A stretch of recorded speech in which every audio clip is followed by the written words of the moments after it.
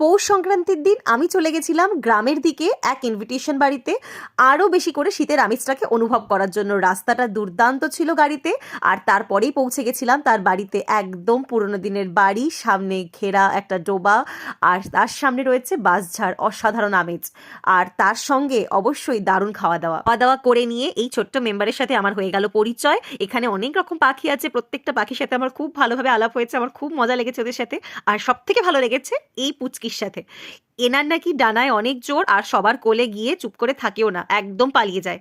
আর আমার কাছে এসে এই শীতের ঠান্ডায় আমার এই সোয়েটার আর ওড়নার মধ্যে চেপটে আমার কাছে আদর খাচ্ছিল। কনকনে ঠান্ডায় উষ্ণতার খোঁজে আমার কোলে ভালোই ছিল উনি।